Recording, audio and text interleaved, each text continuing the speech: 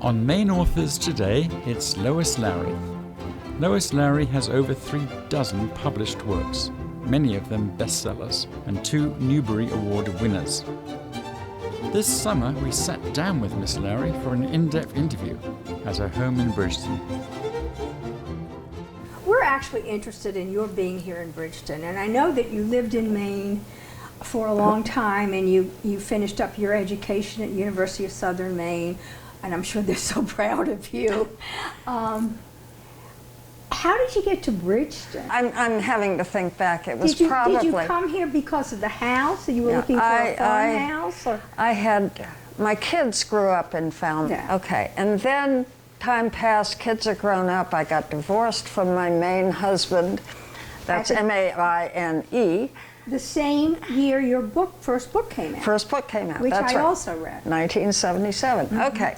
And so after a couple of years, I moved to Boston and lived for many years in Cambridge, Massachusetts. Did you teach there, or No, were you just no, having I was there? writing books. And remarried, and my husband and I bought an old farmhouse in New Hampshire. It was a 2-hour drive from Cambridge, and we spent weekends there, and we loved that place. Then my son, who lived in Portland, married and had a child, and then had another child, and so I have grandchildren now in Portland, Maine. And one time they were over at the place in New Hampshire, and my son said, we would come more often, but it's difficult driving east-west. It really is. You got to go around lakes and over mountains. You just get there. So I said to him, if I could find an old house I loved as much as I love this one in Maine, I would move to Maine, you know, for a summer house or a weekend house. And I think computers were just beginning to be part of our lives. So I put in a search, antique real estate, Southwest Maine. And this house came up, among others. And I drove up, first stopped somewhere south of here to look at an old house, and didn't even go inside. It was so horrible from the outside. So I kept on going and met a real estate agent up here. And my son came over from Portland and met me and the real estate agent, my husband, and my son's wife, okay? And we all looked at this house. And it needed a lot of work. I'm sure it did. And so then we left in our separate cars, and it turned out the same conversation was happening in 2 cars. My son said his wife said to him, God, who would take that on? And my son said, I would. In my car, my husband is saying, oh, what a mess that place is. And I was saying, yeah, but I could fix it up. And so, to make a long story short, my son and I conspired and made an offer on this house. And then I'm back now in Massachusetts, and my son comes up here after the offer has been accepted, and I'm going to be the owner of this house. My son comes up here with a video camera. I don't think people use video cameras. Well, now they use cell phones, but he had a video camera. Right. He walked around the inside of the house, took videos, and I looked at that and I thought, oh my God, what have I done? Because it needed so much work. But I took it on, and I found good people to, I mean, this room didn't exist. This was an old, you know, these were places that held oats and feed. Oh, this is part of the barn? Part of the barn. The barn is right through there. And you're using it as your office. Yeah, yeah. So there's all kinds of inspiration floating around. I had my contractor take this room and turn it into a place where I could work. And it's a little set off. So tell me, now, the people from whom I bought it had been here only a year. Oh. And I think they had plans to fix it up, but they also had a new baby. And I think it was just too much for. They'd taken on more than they wanted, and so Well, there's something about it. I mean, the date goes back to the 1796, is it? 1767 or 68. Oh, yeah. wow, that's yeah. really early. Yeah. There is a book over there that you can buy at the Bridgeton Historical Society, the history of Bridgeton, and there are references to this house. And it's on a high prospect, that's all we'll say. And you can look over. Yeah. So you mentioned that, well, I read that you spend the winters now in Florida. So Yeah, well, okay, I jumped over some stuff, bought this place, came up here summers, and maybe occasional, I guess we came up in weekends in winter, but I was getting too old to ski at that point. Anyway, then my husband died. This was 2011 that he died. And after a couple of years of living alone with my dog in a very big house in Cambridge, Massachusetts, I decided that didn't make any sense. So I moved up to Portland, where I had a son and grandchildren. And this was still my summer Yeah, home. I remember reading you were on the coast. Yeah, in Falmouth. In a community in Falmouth. Yeah. Yes. Oh, but you mentioned Florida. So what I was getting to and I had forgotten about, shouldn't forget about, is Howard, who's not here, but you met him as he was going out. Portly man. Howard had been a doctor in Boston, and I knew him and my husband and I knew him and his wife, not well, but we were at dinner parties where they were at the same dinner party. And then I heard in 2011 that his wife had died, shortly after my husband died. And he has a house on Keezer Lake, 12 miles from here. And so he and I eventually, after several years, got together. And so that's my third wife. Two lakeside communities. That's right, yeah. And an ocean. You're near water. That's right. And you were born. In fact, in born on Naples, an Florida, we're near water. Warplanes, And in fact, when I was born in Hawaii, but my mother had gone there by ship, and then when it was time for us to leave in 1940, we got on a ship and went down through the Panama Canal and up to New York. And then later, after the war, same thing, we went to live in Japan, and again, it's by ship. We got on the ship in New York and went down through Panama. You spent a lot of time on water. Yeah. I see a lot of parallels. Yes, yeah. Have you been in Japan a lot? Well, I lived there when I was a child. Right after Hiroshima. Yes.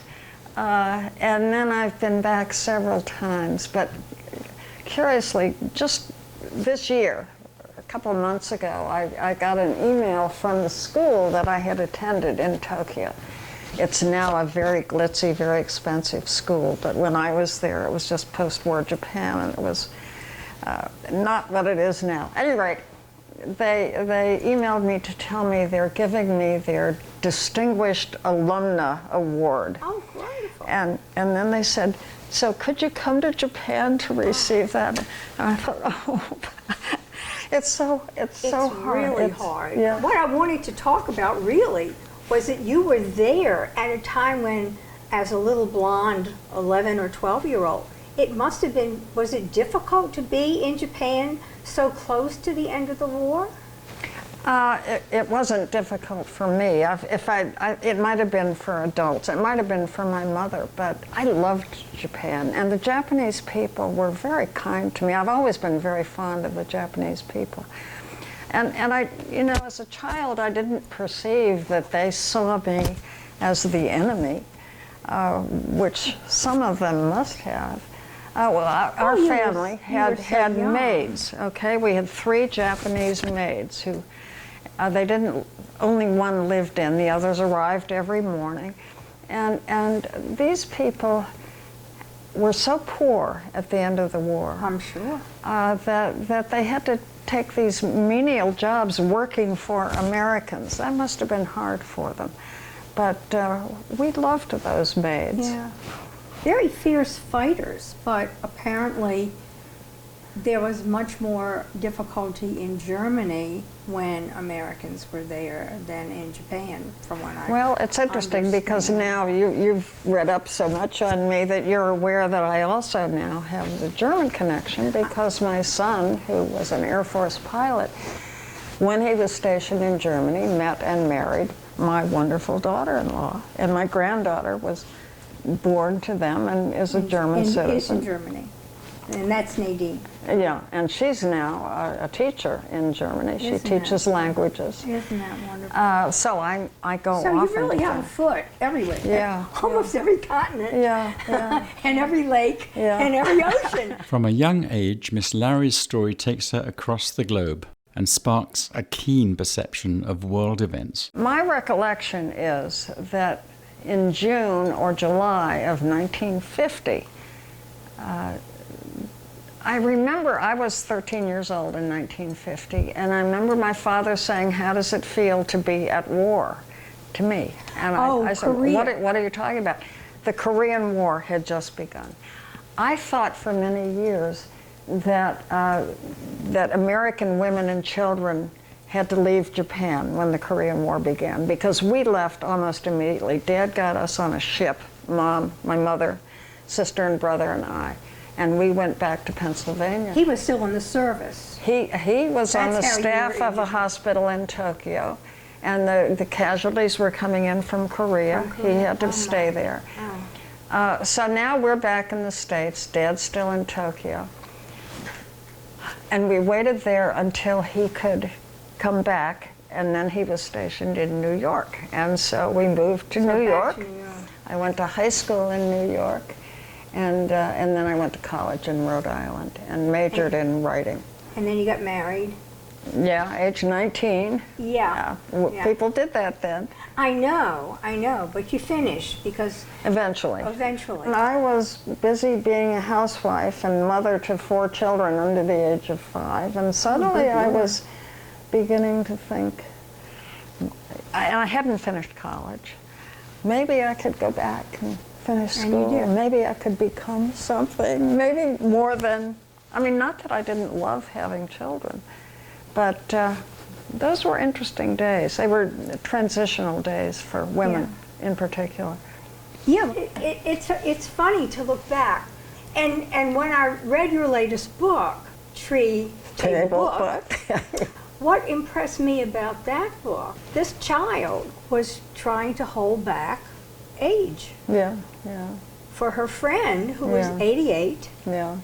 who was suspected of having dementia and might have to move away from her home. Yeah. And this young child was trying to prepare her Yeah. to cheat on the test. Oh, that's not cheating. Well, actually, it's how I have not been put to that test very often. But when I was applying, one of my residences is Ocean View, which is a what do you call it? A retirement community. Senior community, for active seniors. Active seniors, okay. And because it's active seniors, they did not require any tests. But I also put my name on for Piper Shores and Riverwoods. Assisted living. And one of them, at least, made me go through the testing.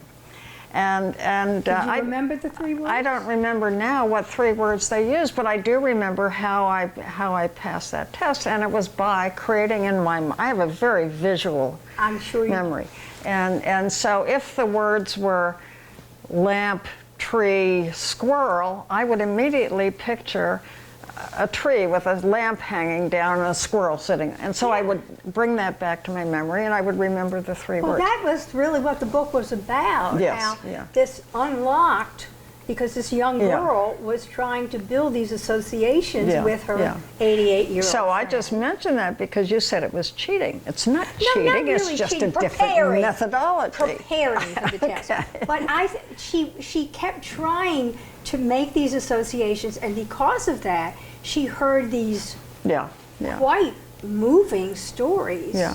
about this woman's life, which had begun in Poland. Yeah. And she lived through the war. Yeah.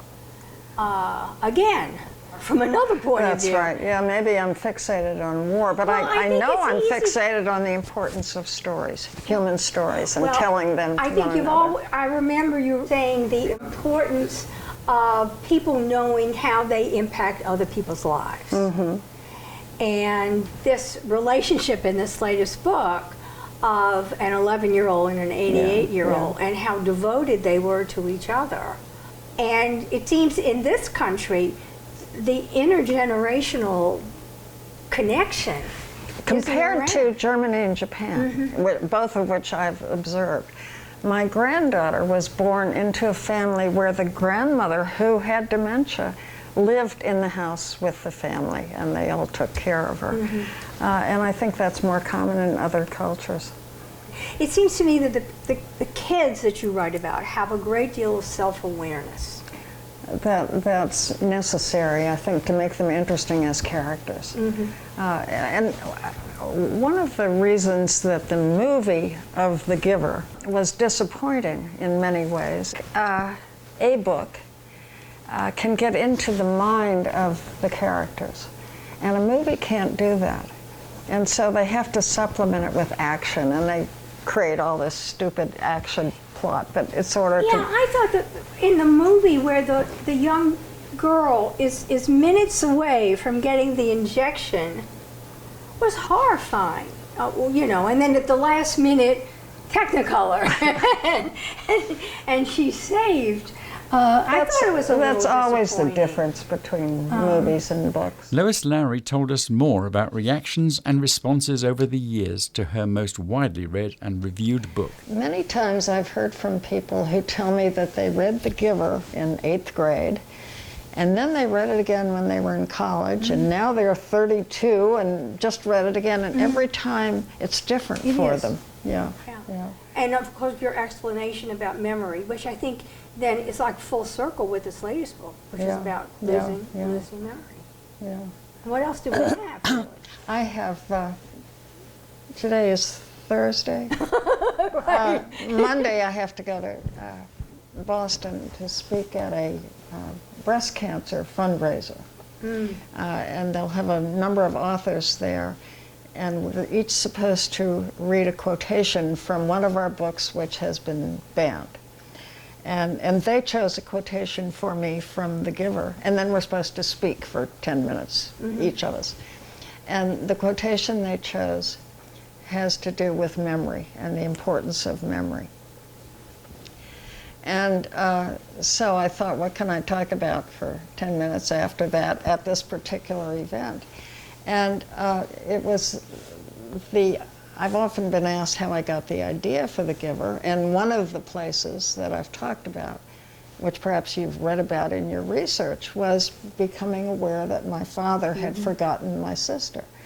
My sister died of breast cancer. I haven't mentioned that in interviews, but she was quite young. So that seems an appropriate thing to talk about at this fundraiser where people are paying $500 a ticket to listen to people talk about. Do you ever get tired of talking about The Giver? Oh yeah, I do. I mean, do you feel like Darwin, you know, that you've written Origin of Species or something, and you know, there's like a whole group of people who are just waiting to get at you? Yeah, You know. yeah. The one question I'm most often asked is, how did you get the idea for The Giver? And I can't make up a new answer every time. So and I've heard the answer, and you said you've told the story many, many Yeah. times. But then one time when my granddaughter, now 30 years old, she was probably 12, and she asked me that question. And I realized suddenly, everybody who asks it, it's the first time they've asked it. So for them, it's new. The information is new. And I became less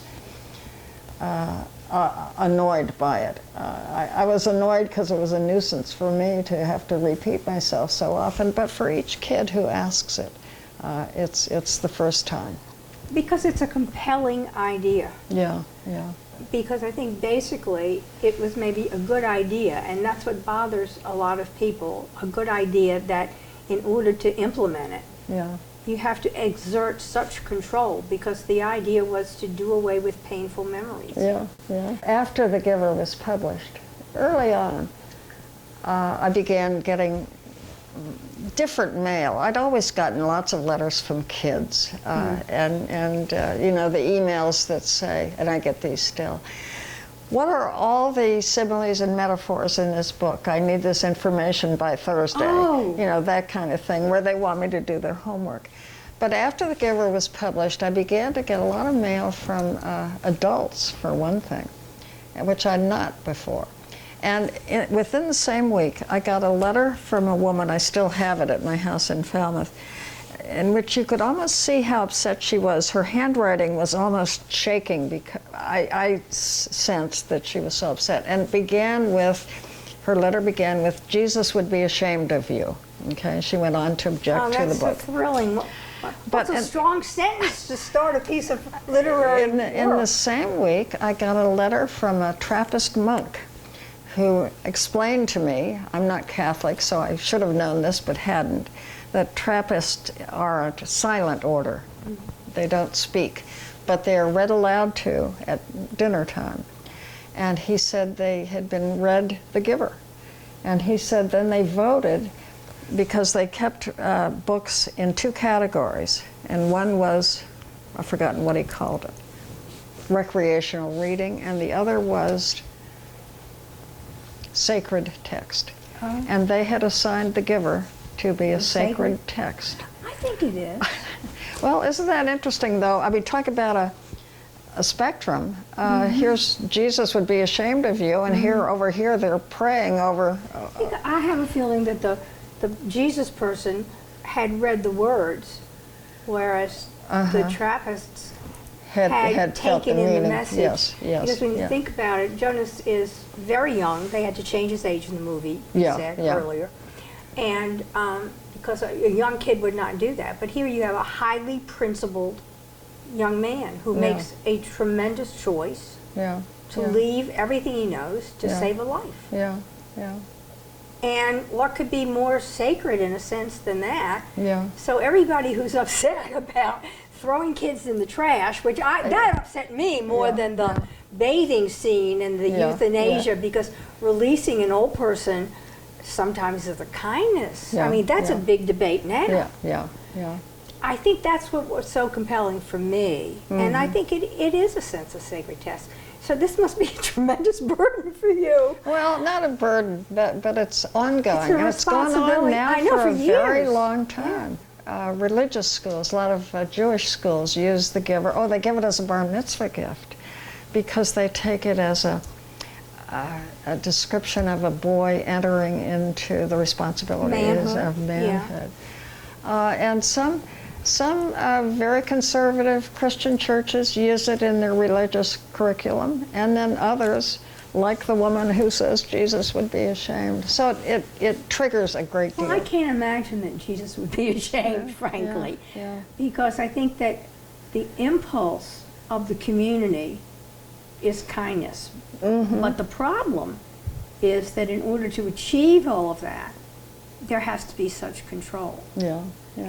One of the things I remember you're saying in the new book is when Sophie is telling that she's going to write a story and she gives rules. And then she says, and the same old thing, character development, blah, blah, blah, blah. And I thought, well, this is the way you obviously write.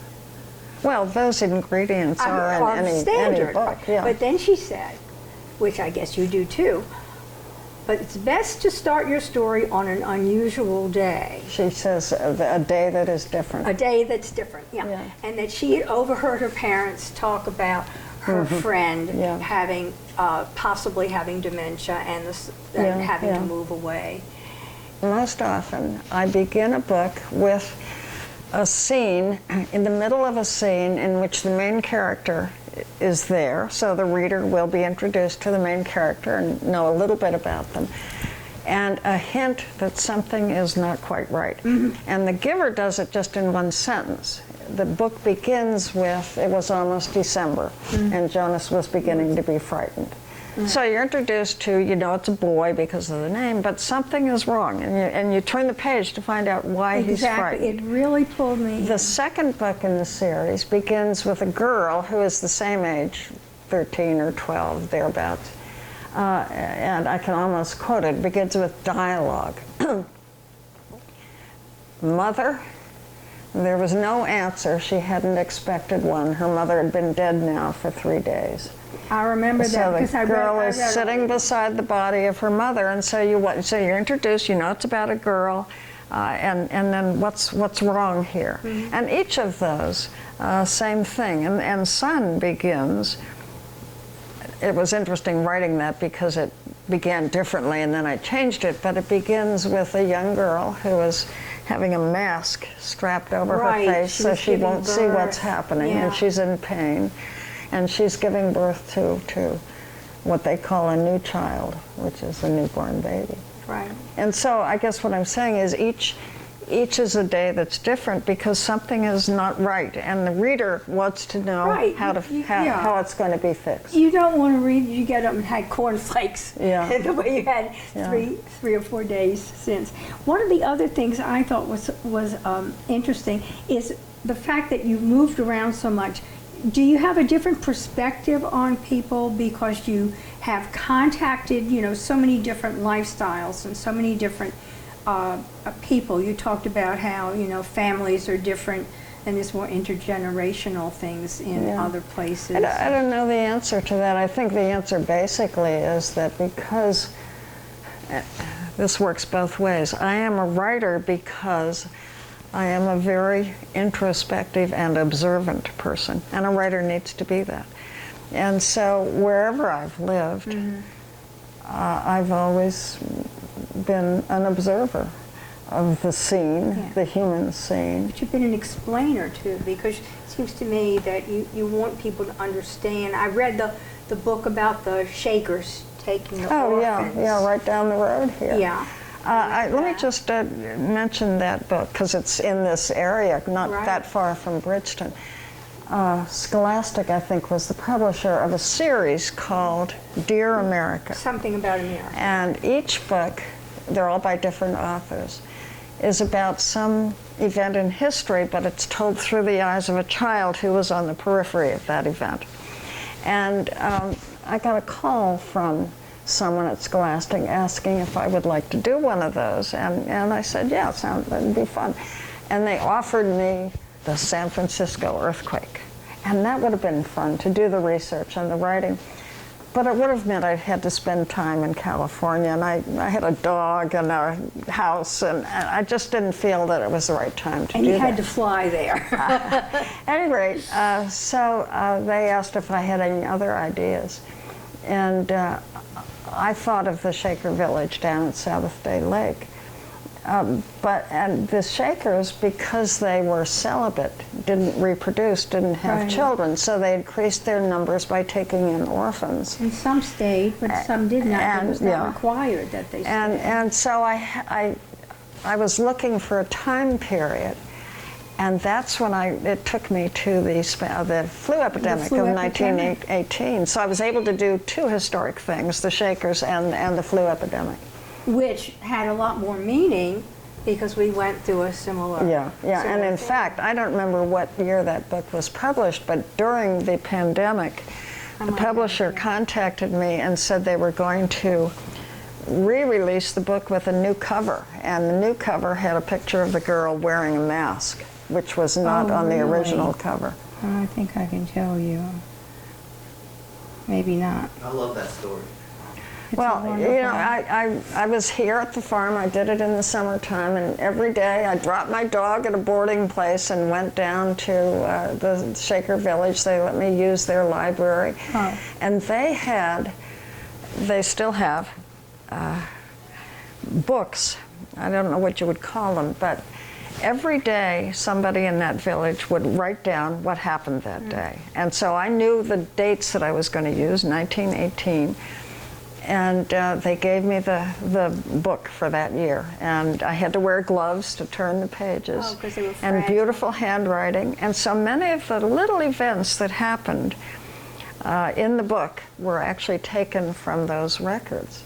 For example, an unexpected snowstorm in April actually happened that year, and they had let the cattle out of the barn for spring, and the cows were so excited to be outdoors, and then there was this blizzard, and they had to go and find all of that actually happened. It was published in 2011. Like the Willow Tree? No, that's the another new edition. When they brought it out during the pandemic. Well, see, they don't have it anywhere else. But that same year you wrote, or came out, Bless This Mouse. Okay. And that book You have a wide began. range. Bless This Mouse, you mentioned. I was working on, I don't know what book, but I'm always working on something. And I usually am working here in this office. But for some reason that day, I took my computer into the dining room and I was sitting in there. I was alone here. And my dog, who died last summer, so he's not here today, my dog was lying at my feet the way he often was. And suddenly he sat up and he ran into the living room, and I could hear him in there. And I went in to see what he was doing, and he was down with his head down to the ground and his tail wagging. And in front of him was a mouse. He wanted the mouse to play. You know how a dog Right. gets I have down. cats. So there was the mouse, who didn't appear to be at all afraid. And I said to the mouse, you'd be better off outside. And I picked him up and I took him outside. I have a photograph of him. The dog is down looking at the mouse. And then I went back in to the manuscript I was working on, and I found that I was thinking about mice. And so I set that manuscript aside and opened a new start and began the book in which all the characters are mice. Well, see, that's a wonderful demonstration of your mind. Most of us yeah. would scream Yeah. and call the exterminator. So you don't have any stories about bats, do you? No, but I could, because I've had a few of Well, I have those. too, yeah. Well, that's what I like about living here. I was wondering, because you've spent so much time in New England and also in Maine, where I find it's a kind of compressed place, but everything goes in Maine. Does that help being creative and sort of spreading out? Because You know, I think I would do what I do anywhere. anywhere. If I were living in Alabama, like your son, did you say you have a son in Yeah, Alabama? some in Alabama. Or Hawaii or Tokyo, I would still be. So you, You know, what I would write might be different, but I don't think where I am affects what I do all that much. well, you give a lot of yourself in your books, I see. I think. I suppose, yeah. I mean, a lot of what you've lived through, or at least that's what I imagine. Yeah. Because from what I read or what I've heard that you've said, and then I can pick up some things. Of course, I focused on the Pearl Harbor book, which really kicks off with is all about you. Yeah. But then there's Number of the Stars. I mean, you're a World War II baby. I'm a World War II baby. Yeah. That particular, I've just returned from Dallas, Texas, where I was speaking at the Holocaust Museum about Number of the Stars, a book that was published 35 years ago. And they had hundreds of people come to listen to me talk about this book that's not new anymore. But it is new, because look what's happening now. Yeah. At any rate, I'm trying to remember the origins of that book. I had a friend in Maine who had been born and spent her childhood in Denmark, and it was she who told me what had happened in 1943, which I probably had learned in a history course, but I hadn't remembered it. And it's such an important piece of history that an entire country rose up with such integrity and saved their Jewish population. Yeah. And other countries in Europe could not and did not do that. And part of it had to do with the geography, which made it possible. They could get people out, and Well, in they this had book, Sweden. They took them to Sweden, which was a neutral country. Yeah. Norway was not. It was fighting in Norway. Yeah. But they took them across. But of course, you had the children involved as well. And I remember the little girl going in, would she carry a sandwich or something so the dogs could smell the sandwich, and it was a list of people who That was a piece of history that when I did research to write that book, I discovered the information about that. It was actually a powder. It had been developed by a scientist in Sweden. It was a mixture of dried rabbit's blood and cocaine. And so the ship, the fishermen who took the Jews across to Sweden would have this powder. In the book, it's on a handkerchief. And when the Germans came with their dogs to sniff out the people who were hidden, they would be attracted to this by the blood, the rabbit's blood. And when they sniffed it, the cocaine destroyed their sense of smell, so they wouldn't smell the people hidden in the bottom of the boat. And it was such a fascinating bit of history.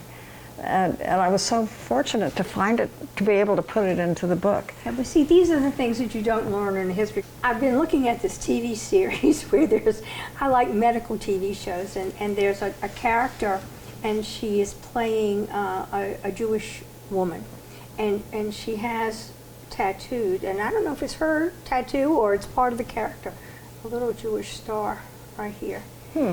And you told the story about in Number the Stars when the teacher passed around. And they all pressed the Star of David into the palms of the hand. That was in Tennessee. And they did that, which is a wonderful place to be different. And they did that all by themselves.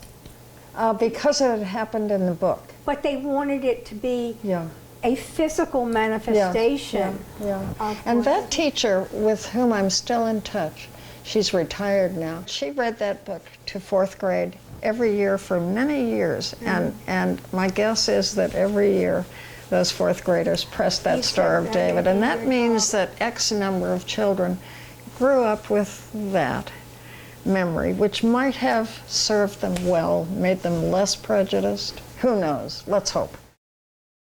The Pearl Harbor book really moved me quite a bit. That's Howard's favorite. And since that book was published, I've had 2 experiences that have been very touching. One is an email I got. There is a section in the book that describes a young man who died, who left 2 little boys. And I mentioned their names, Jimmy and whatever the other one was. And I got an email. Did you? And he said, "I'm Jimmy." Oh my God. And he's in his 80s now. And he said, "That was my father you wrote about."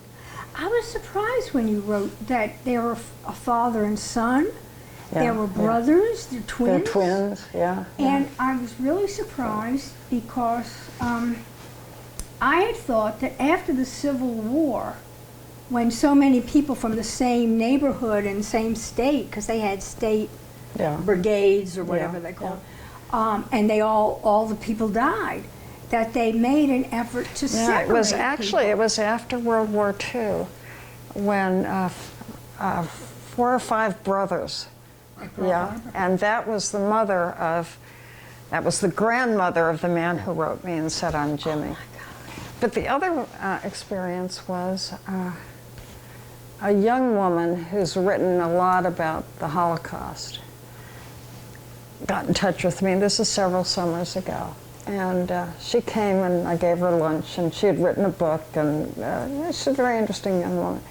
And so we've stayed in touch. And last summer, when she was going to come and see me, she said, "Can I bring, I've just met a man, I'm going to be married." And she brought this lovely young man, well, late 20s, I guess.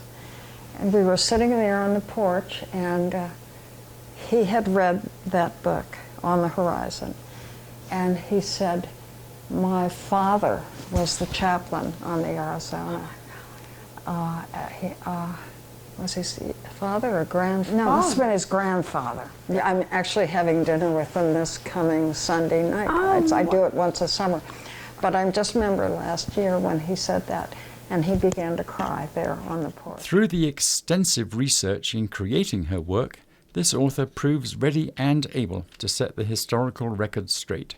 The King of Denmark went out on his horse. He did not wear a yellow star. Oh, now that's a myth. Urban legend. Urban legend. Oh, well, I'm glad, because I know you did a lot of research, because you have a little epilogue after Number of the Stars, and you talk about a young woman who does join the resistance, as I recall. I one time was speaking about that book to an audience, and I mentioned that a lot of people have come to believe that happened, but it actually hadn't. This woman came up to me afterwards. She said, "It did happen. I know it happened." I said, "How do you know?" She said, "I read it in the Reader's Digest." Oh, wow.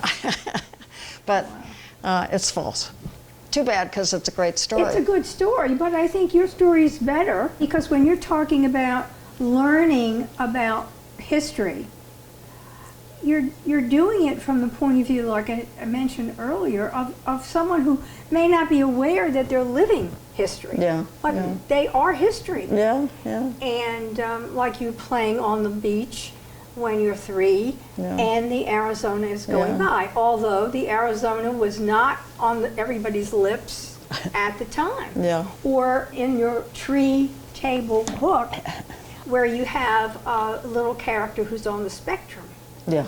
Yeah. And he's so well respected. And then your major character, Sophie, says at the end, when she realizes that she can't help her friend, she says, and I'm going to fix everybody so that they won't laugh at Oliver. And then she says, wait a minute, I'm not going to fix Oliver. Yeah. I'm going to fix everybody else. Yeah, yeah, So yeah. they will accept him.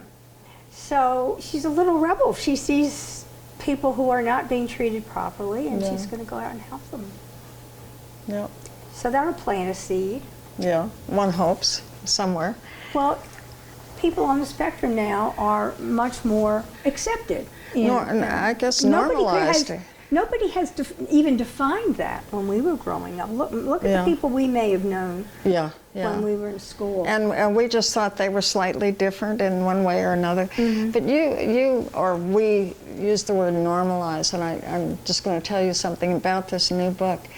I have this book, Tree Table book, was just published in April, so it's quite new. But I so far have received 2 letters objecting to something in the book. And do you remember in the book, in her trying to help her elderly friend prepare to take this test, cognition test? Or no, it isn't that. It's they're just playing a game. That's what it is. So they have lots of little made-up games that they play. Right. And so they make up people with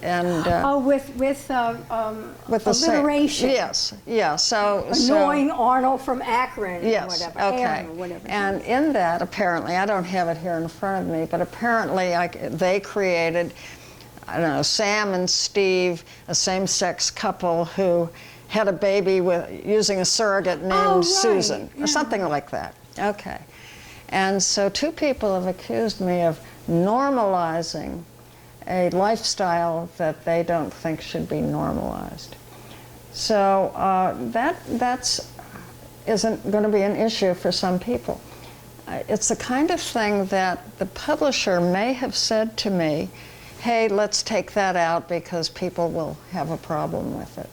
And if they had said that, I would have thought about it and maybe would have said, no, let's leave it in. But at any rate, they never raised the question. So it's there. And now some people have objected to it. And when I was in Texas and I was signing books after this speech at the Holocaust Museum, some people had that new book, and one person brought me a copy of that book from a library in which somebody had taken white out. Oh, really? And had whited out the phrase same-sex couple. And so the person who brought me the book asked me to take my pen and write the words back in, so I did. Okay. Well, you talk about that a lot because people ask you about banning and challenging books. Oh, yeah. And I thought that was interesting. I should have when you changed and explained- put on my shirt that I wore in Texas. And it says, I'm with the band. And BANNED. B-A-N-N-E-D. And it has a row of books. And The Giver is in there, in between Margaret Atwood and The Handmaid's Tale? The Handmaid's Tale. And I've forgotten the other very famous author, but it's a good sandwich to be in, to be smushed in between Yeah. them. Well, The Handmaid's Tale, I used to have my students read. I taught Yeah. high school. Yeah, yeah. All girls. And now they wouldn't be allowed to.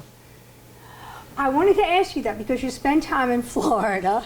Florida is having a And, terrible time. I know you're there for the weather, Yeah. and you're not there for the intellectual stimulation. Or the politics. Right, but does that upset you? What's Because you happening? had said many times, you know, when people ask you and you explain the difference between challenging and banning, then you said, you know, you believe in free speech, and you Yeah. obviously have to because Yeah, your yeah. words are your Yeah, way of life. Yeah. Are you concerned? Does it bother you? Or do you just sit on the beach and look at the sun and say, it's snowing in Maine and I'm here? Well, we indulge in a little of that. But yeah, it's very troublesome what's happening in Florida. Teachers have had their whole school, their classroom libraries removed because of objections to books. Yeah, well, this isn't the first time. I mean, there are always these situations, but this is now public policy. Yeah, in Florida, it's a nightmare. But explain the difference, because I thought it was so good when you, this was at your Oxford appearance, when you explained that when people challenge the book, then they're forced to read it. What happens after they've read it? A challenge is, generally, a school district has some policy on what constitutes a challenge. A parent objects to a book, and so they will then bring a challenge, and it will be voted on in the school board whether to keep or remove that book. Most official challenges require that the person bringing the objection testify that they have read the book, because often they haven't. Yeah. Often it's just a political stance, and people have given them a list, say, challenge these. And recently, this was maybe 2 years ago, I got a call from CNN asking if I would be interviewed the next morning on their program, because a town, a very wealthy suburb of Dallas called South Lake, Texas, had the school administrator had held a meeting of teachers and told them they could no longer teach any book unless they taught a book that presented the opposite point of view. One of the teachers in the crowd listening had put her phone on record, and she recorded that. And in the recording, another teacher said, "But I teach Number the Stars," which is the book you and I are talking about Denmark. How can there be another point of view in regard to the Holocaust? At any rate, so that became a cause célèbre, and CNN called me, and so I said, okay, I would be interviewed the next morning. It was very early the next morning, and I am not a morning person. But there I was, probably with my hair looking awful, and my eyes half closed, and afterwards I never went back and looked at that interview, because I thought I wasn't articulate and I probably said stupid things. But recently, a book came out, which I may have a copy of sitting here. Yes, I was notified that a book came out within the past couple months. They came for the schools. They came for the schools. One Town's Fight Over Race and Identity and the New War for America's Classrooms. And this is a book about South Lake, Texas. And I haven't read it yet, but I bought it because I had done this interview. And so I looked in this book to see if it mentioned my name and Number the Stars, and it does.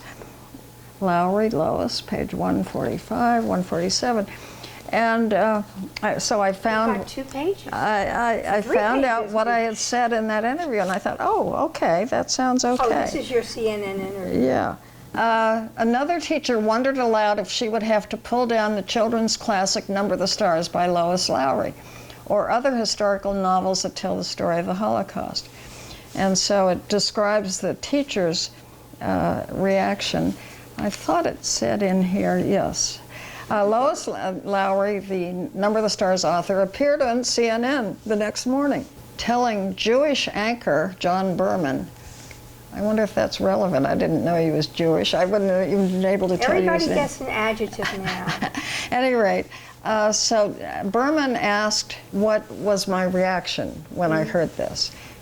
It sounded silly, Lowry said, but the more I thought about it, it wasn't laughable. It was ignorant, and ignorant so easily morphs into evil. And I believe that's true, and it's of course what we saw, what we didn't see, we weren't around then, but what happened in Germany in the 1930s. Ignorance. Will you tell the story about the young man who was gay?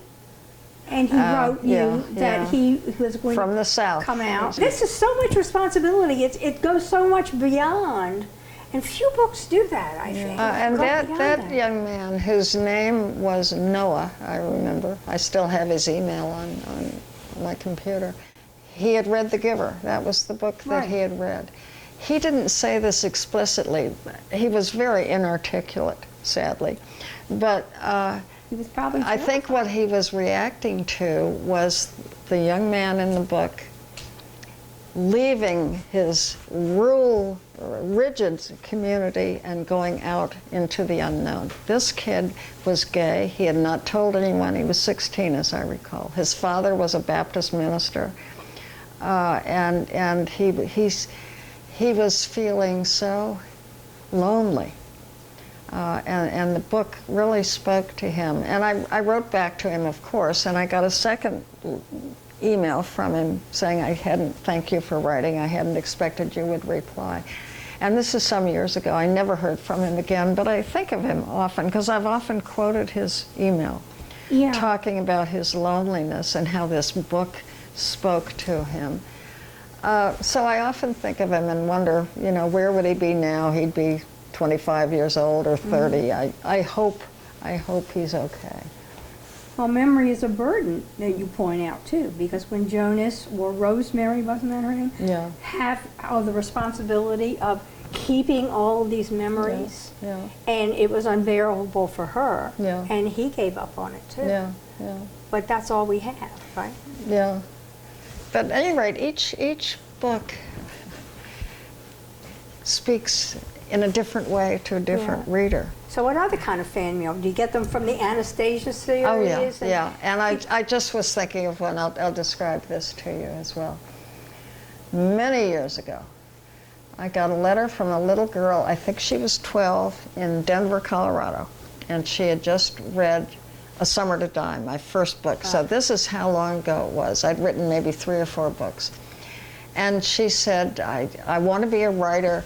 And she said, how did you make me able, she said, there's a scene where the girls are walking in a meadow, and I could just see that meadow. How did you make me able to see that? And I wrote back and explained that I couldn't describe every inch of that meadow, so I selected certain details so that you could create the picture in your mind. It wouldn't be the same thing I saw, but as close as I could get to recreate it for you. And she wrote back after a while, and she had read another book of mine, and she said, I could see what you meant, because in one of the Anastasia books, Anastasia has a little brother who's about 2, and she said he was walking down the hall of their apartment, and she said, I could see him, and I could see the hall, and and you described just a few details. His shoes were untied, so his shoelaces were flapping on the floor, and a couple other details, and you made me able to see that. And then she said, I'm going to enter a writing contest. And I heard from her a third and last time, no letter in her terrible handwriting, but a page of the Denver Post, the newspaper, and the top half of the page is her face with a big smile, and the caption under the photograph is, "Blind Child Wins Writing Award." So she had a somewhat unusual name. And just recently, I thought of her, and I Googled that name, and I found that she is an appellate judge in Boulder, Colorado. She went to law school and practiced law, and then was appointed to be a judge. Somebody said I should write to her, and I thought, why? But at any rate, it was just a kind of a wonderful moment. I only wish, I'm so happy I'm sitting next to, I don't even wish I have it, that I can sit next to, right here in Bridgeton, our neighbor, who has such a wonderful impact on people's lives. I mean, you must be enormously proud and challenged by that. Yeah, it's always a challenge. You're an icon. During the pandemic, when so many schools were closed, I got so many requests to Zoom with classrooms. I just couldn't do it. but I decided I would do the ones that were from other countries. And so during the pandemic, I could only do it if they spoke English, of course. And But in the I middle of the Zoomed with a night, most classroom likely. in Korea, several in Japan, one in Kathmandu, one in Romania, one amazingly in Iran, and other European countries. And I got to see graphically over Zoom, watching their faces, that all those kids, they were high school level largely, they all care about the same things. They all had read The Giver. That was the book that interested them, because that book is used in so many But some of them schools. were living in such different circumstances, But one from another. All of them wanted to know, how can we keep this from happening in our country? And so I gave them little political instructions about how they will be the ones who select their government, and so you got to be aware of what's going on. If their men, was the class in Iran women? Did they have girls in the class? It was both. It was a Co-ed? school that was in or sponsored by the German embassy. So it was an international school. Of course, the United States has no presence in Iran. There used to be an American university. Yeah. So this was a German-sponsored school, but the classroom seemed to consist of Iranian children as well as others, international. So they know something's wrong. Let us hope. Yeah. Well, it has been a pleasure. There are very few people, I think, that have had such an impact on the way generations of people have grown up. And Well, I've been at it a long time. So decades. But it's paid off. Yeah. Look how many people toil and never have the impact. Yeah. So, I've been fortunate. did you get to meet Meryl Streep? Oh, I did, yes, yeah. Yeah. I met Meryl Streep. The movie was filmed in South Africa. I know, because they took you there. Yes, I read that. they took me there for a week. She was not there. She was in England, and she did her scene from England. Yeah, she didn't. It was a very small part. Yeah, but she was very good, She as was she always always is. good. But then later, they were, I'm very interested in film editing, and I had mentioned that to them. And later, they were editing that film in New York, and they invited me down to watch. And so I did that. And one day, I was in the sound studio where Meryl Streep came into, and the film is shown on a screen. Oh, yes, they have to and loop it she's as there she's at a speaking. microphone, Yeah. and she has to dub places where the voice wasn't right or whatever. And so she did that. I got to watch her doing that. And then, when it was time to leave, I didn't know how to get to the subway to go where I was going. So Meryl took me with her to take me to the subway. And when we left the building where the editing had taken place, she took out of her pocket a hat, which she put on and pulled down over, so she wouldn't be recognized. And I thought, what a burden it is to be so recognizable. I had experienced it also with Jeff Bridges. Walking down the street with, once Well, he's huge. we You were can't having miss him. lunch together, and again and again, people came over to him and said, "Could I get a selfie with you?" And he was unfailingly nice to them. I would have. Well, these people I'm not pay to watch him act. Yes, yeah. It's part of his job, I guess, and hers. Well, it's part of Yeah. yours. Look how Well, generous but you are luckily, with your time. people don't recognize an author. No, nobody's going to stop me on the Well. street. I ran into Stephen King at Hannaford's You do that early sometimes, one yeah. morning, and I had known him years ago when we were both young, new writers. I'd been to his house when he lived on Kansas Road. At any rate, it had been years, but I recognized him, of course. He's Everybody very does. recognizable. So I went over to him and said, "Steve," he looked terrified.